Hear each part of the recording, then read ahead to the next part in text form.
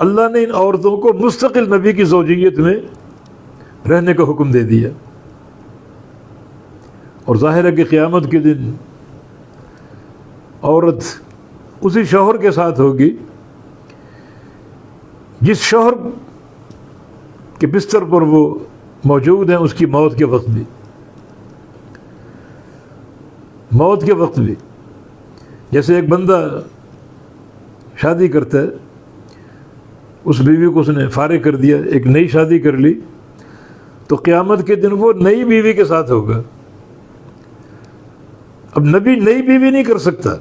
یہی بیویاں نبی کی بیویاں ہیں، دنیا میں بھی آخرت میں بھی۔ بہت بڑا صلہ ازواج مطہرات کو دیا گیا، یہ ان کے شرف کی دلیل ہے، ان کی عظمت کی دلیل ہے، ان کے فضل کی دلیل ہے، اس بات کی دلیل کہ یہ بیویاں مستقل بیویاں ہیں، اس بات کا صلہ ان کو دیا جا رہا ہے جو انہوں نے اللہ اور اس کے رسول کو پسند کیا، اور یہ قیامت کے دن بھی نبی کی بیویاں ہوں گی، امہات المومنین ہونے کا شرف ہے، مستقل نبی کی زوجیت ان کو حاصل ہے، اور قیامت کے دن بھی اللہ کے نبی کی بیویاں ہوں گی۔ نہ ماننے والے جہنمی ہیں، منکر ہیں قرآن کے، اللہ کے نبی کے گھرانے کے شرف کے منکر ہیں وہ۔ تو فرمایا کہ لا یحل لک النساء من بعد، نہیں حلال آپ کے لیے عورتیں اس کے بعد،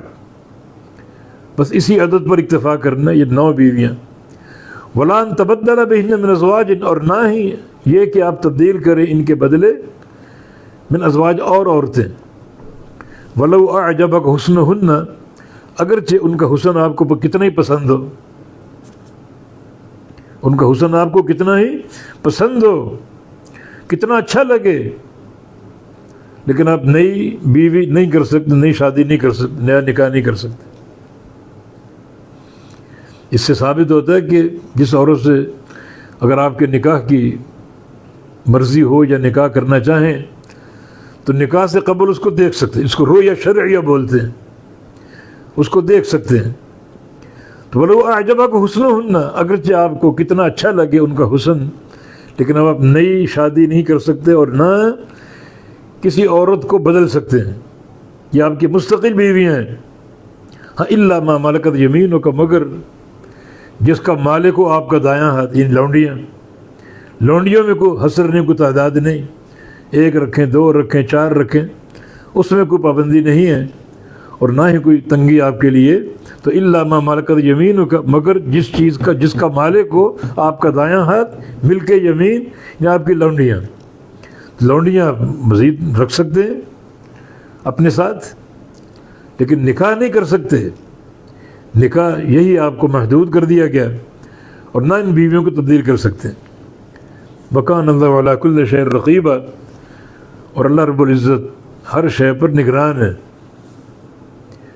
اللہ تعالیٰ ہر شے پر نگران ہے اور کسی شے سے غافل نہیں ہے،